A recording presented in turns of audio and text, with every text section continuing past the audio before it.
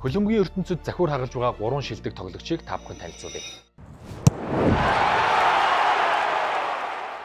Эхний тамирчин Францын шгшээ болон Paris Saint-Germain-ийн тоглогч Desire Doué. Жигүүрийн хагас хамгаалагч болон төвийн хагас хамгаалтын байранд тоглодог Desire Doué 20 настай бөгөөд өдгөө Францын шгшээ баг болон Paris Saint-Germain-д гялалзаж байна. Түүний хувьд Францын 17 хүртэлх насны шгшээ багаас эхлээд бүх насанд тоглосоор өнөөдөр насан туршийн шгшээ нууц хүзрүүдийн нэг хэмээгдэж байна. Францын Rennes клубт 17 наснда нэгдэж улмаар 2 улирал тоглоод 50 сая еврогоор 5 жилийн гэрээ үзэглэж Paris Saint-Germain-д ирсэн. Өнгөрсөн улиралд тэр Францын лигийн шилдэг залуу тоглогч болоод зогсохгүй. Аваргуудын лиг багаа авраг болгоход үлэмж том хувь нэмрийг оруулсан юм а. 19 нас 363 өдөртөөд аврагуудын лигийн финалд 2 гол оруулж өмнөх амжилт буюу агуу ACB-гийн амжилтыг тэр эвдсэн. 2 гол оруулаад зогсохгүй голын дамжуулалт өгсөн учраас түүнийг тоглолтын шилдэг тоглогчоор нэрлэсэн юм а. Энэ бүхнийг 20 нас хүрэхээс өмнө хийсэн гэхээр гайхалтай байгаа биз?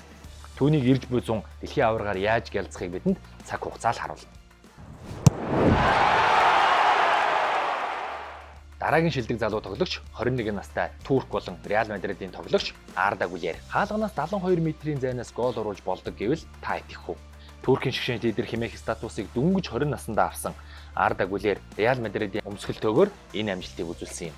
Туркийн хамгийн том багуудын нэг Фенербачед Арда ердөө 16 наснда очиж улмаар 2 улирал гялцсныхан дараа Европын хамгийн том багуудын нэг Реал Мадрид түүнийг 6 жилийн гэрээгээр 25 сая еврогоор өөр юм болгосон юм. Эхний жилүүдэд гэмтэл бэртэл болон дасгалжуулагчдын сонголтоос болж тогтмол гарааны бүрэлдэхүүн гарч чадахгүй байсан тэрээр 2025-аас 26 оны улирал эхлээд үндсэн гарааны тоглогч болсон. Өөрийн хичээл зүтгэл, авиас чадвараа бүрэн нээсэн түнд Реалын шинэ дасгалжуулагч Xabi Alonso бүрэн итгэл хүлээлгэсэн. Алонсо ажлаа өгч шинэ дасгалжуулагч ирсэн ч түүний нэгэнт баталсан байр суурь гангасангүй. Арда Гүлерийн шилдэг тоглолтоос хамааран Реал Мадрид аваргуудын лигт хэр хол явах вэ?